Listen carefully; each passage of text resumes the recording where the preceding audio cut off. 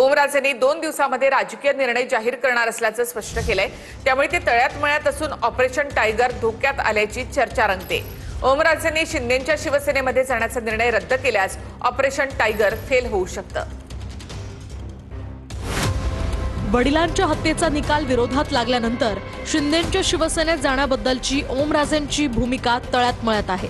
शिंदेच्या शिवसेनेत जाण्याबद्दलचा निर्णय अद्याप घेतलेला नाही अशी प्रतिक्रिया ओमराजे निंबाळकरांनी TV9 मराठीशी बोलताना दिली आहे। मी माझ्या मतदारसंघात गेल्याच्या नंतर माझ्या सर्वसामान्य जनतेने त्या ठिकाणी तुम्ही त्या ठिकाणी माझ्या जनतेशी चर्चा करून माझा जो काही तो राजकीय निर्णय ठरवी।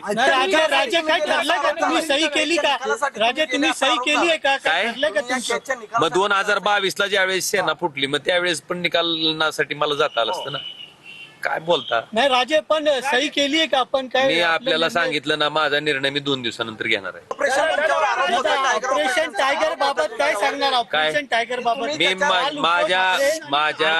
माझ्याबद्दल मी काय जे एक लक्षात घ्या, मी उद्धवजी बद्दल आणि आदित्य साहेबाबद्दल मी अजिबात कुठल्याही प्रेसला काही बोललेलो नाही। तुम्हीच काय नेमकं त्या ठिकाणी पॉइंट एक लक्षात घ्या। मला माझी भूमिका काही जरी ठरली तरी मी उद्धवजी आणि आदित्यजी बद्दल आधीही कधी बोललेलो नाही, आताही बोलणार नाही आणि भविष्यातही बोलणार नाही। माझी राजकीय भूमिका काही असेल म्हणून मला आपल्याला इतकंच सांगायचंय की ती मी ठरवेन माझ्या लोकांबरोबर चर्चा करून। आणि एक आपल्याला एवढंच मला सांगायचंय की माझ्या मतदारसंघातल्या जनतेशी चर्चा करून मी निर्णय घेईन। मतदारसंघातल्या लोकांशी बोलून 2 दिवसात भूमिका जाहीर करणार असल्याचं ओमराजेंनी सांगितलं। दरम्यान ओमराजेंच्या या भूमिकेमुळे ठाकरेंच्या शिवसेनेतून फुटलेल्या 5 खासदारांची धाकधूक वाढली आहे। ओमराजेंनी शिंदेच्या शिवसेनेत जाण्याचा निर्णय रद्द केल्यास ऑपरेशन टायगर फेल होऊ शकतं।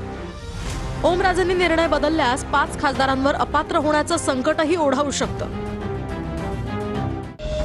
ओमराजेंची भूमिका तळ्यात मळ्याची असताना ओमराजेंचे जिवलग मित्र आणि धाराशिवचे आमदार कैलास पाटील हे सुद्धा मातोश्रीवर पोहोचले। मातोश्रीवर धाराशिव जिल्ह्यातल्या पदाधिकाऱ्यांची बैठक बोलावण्यात आली होती। या बैठकीत ओमराजेंचे जिवलग मित्र कैलास पाटील पोहोचले आणि त्यांनी ठाकरेंशी चर्चा केली आहे। दरम्यान कैलास पाटलांसोबतच्या बैठकीत उद्धव ठाकरे काय म्हणाले तेही पाहूया। गेले त्यांचा विचार करत बसू नका, पुन्हा जोमानं काम करा, संघटना बांधणी करा। जे निष्ठावंत शिवसैनिक आहेत, ज्यांची लढाईची तयारी आहे, त्यांना सोबत घ्या आणि पक्ष मजबूत करा।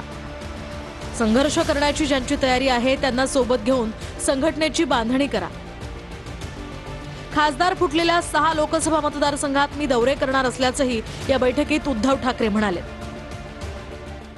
त्यांना केलेले वादे, त्यांना केलेले जे काही प्रॉमिसेस असतील आणि त्यांना पूर्ण विश्वास होता, तो विश्वासघात झालेला नाही। त्यांनी शिवसेना पक्षप्रमुख उद्धवजींजवळ तशा प्रकारचं हे करावं, उद्धवजी त्याबद्दल निर्णय घेतील।